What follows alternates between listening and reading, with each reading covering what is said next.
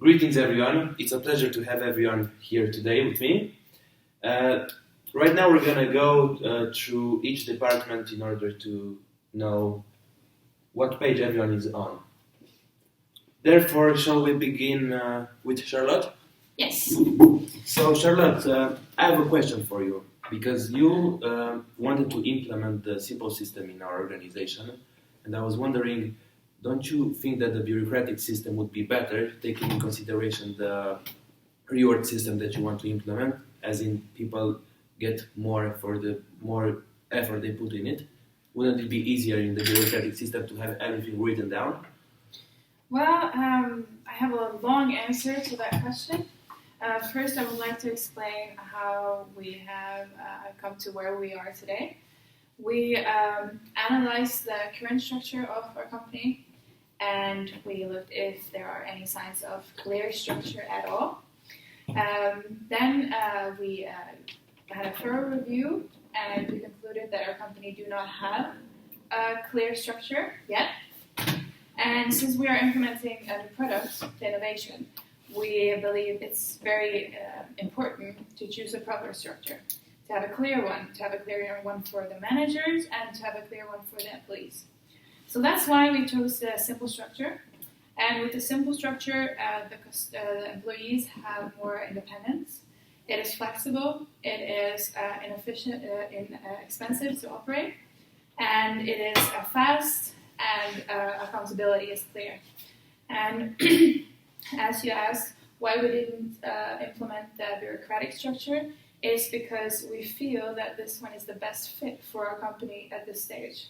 We feel that it's the best one to implement, considering how many employees we are, what the employees will be motivated of, and that is why we chose this current structure.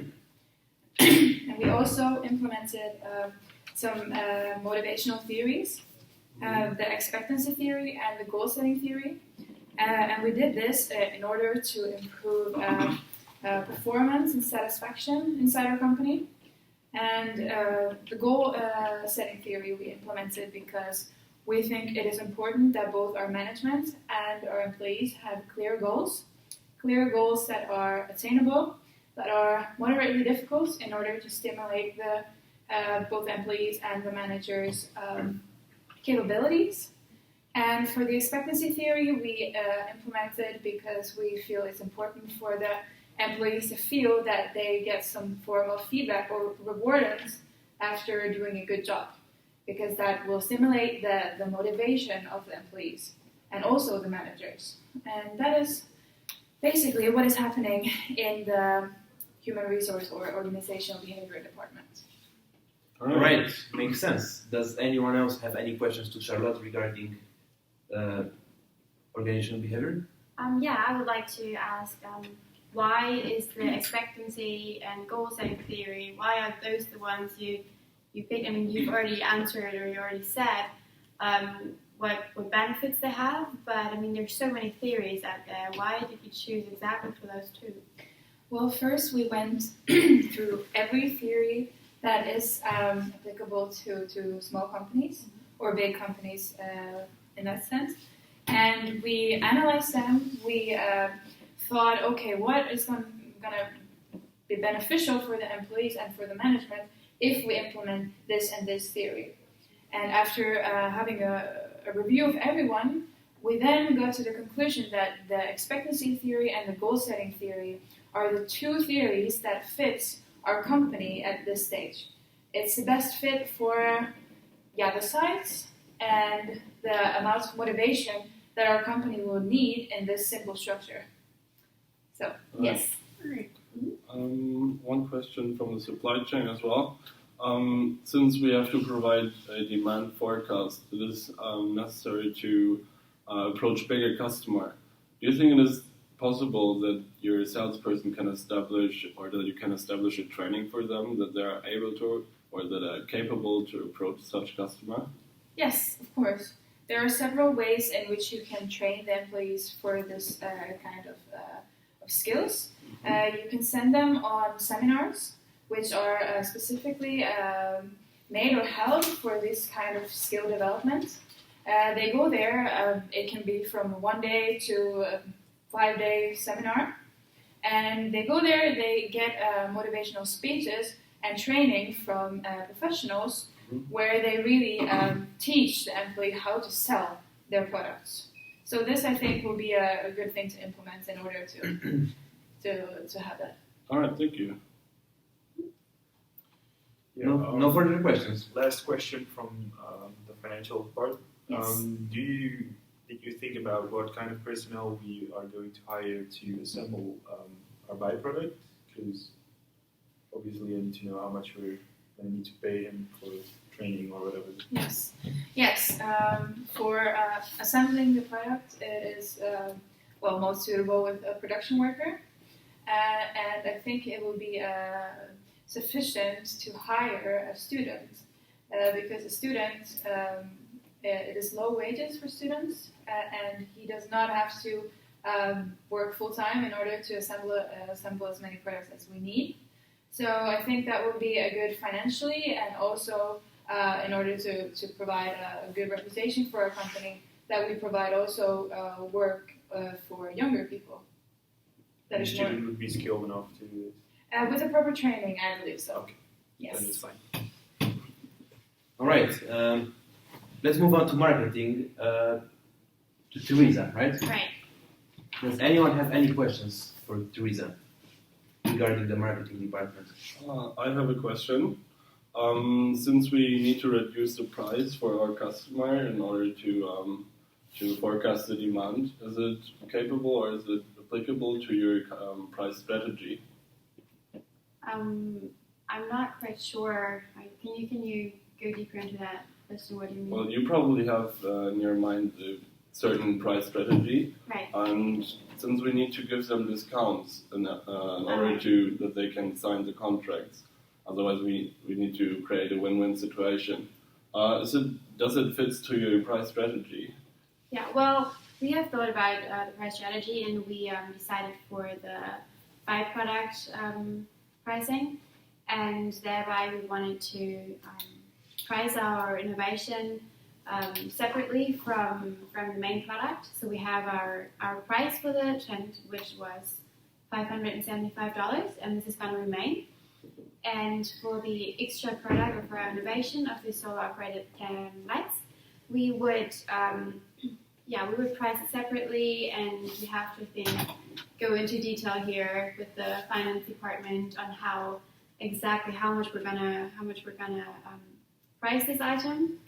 But of course, we have to take into account that there are different suppliers, and we have to see how much we can make it cost. And And we'll see if there's any room for discounts. All right. exactly. But I think also it's important that we keep the value-based pricing in mind, because our customers are most important, Mhm. and therefore we want to first see how much they value this innovation at all, and then see, when we know after all the research we have to do how much they value our innovation, then we can set the price.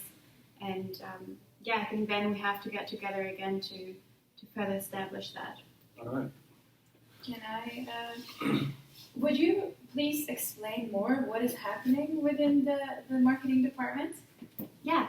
Great. All right. To just give you an overview, you have been aware of the innovation process where we developed the idea and how we all gathered it and the ideas and came to our conclusion.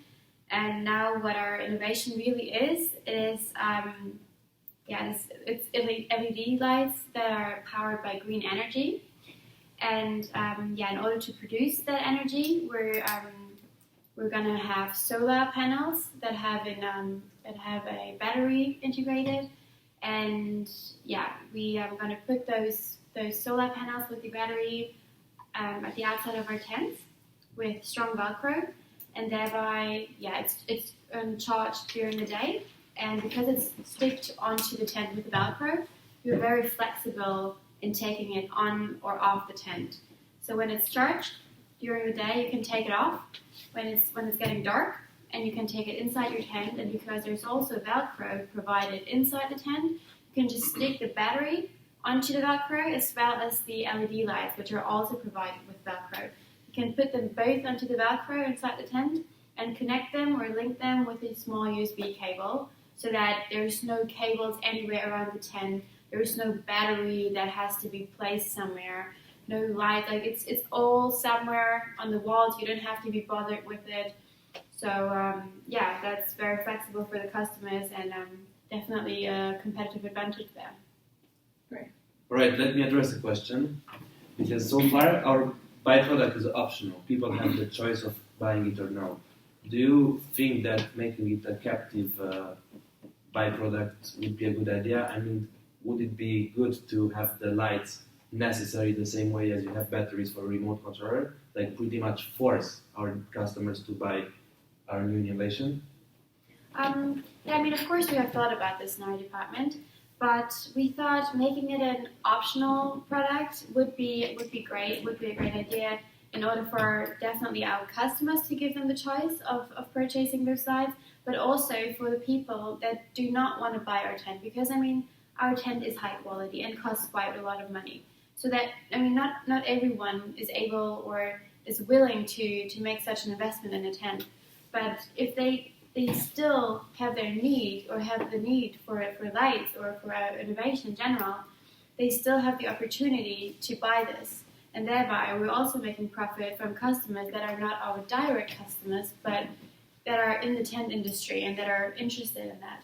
So we thought this is maybe more profitable for us in general. Alright, thank you. Yeah, question for me. Do you think we need a separate ad campaign for the LED lights? And if so, do we need a budget for that? Yeah, we have not yet developed that, but so far we have more been concerned with the product development in general and about the feasibility. But we're intending on planning an advertisement there, and we will need a budget for this. But yeah, I think that we're going to have to discuss in a later stage. We have to get back together, which is hopefully going to be ready in within 2 weeks. And then, yeah, I think our next meeting is anyways set for that time, so we have to discuss that in this meeting. Thank you.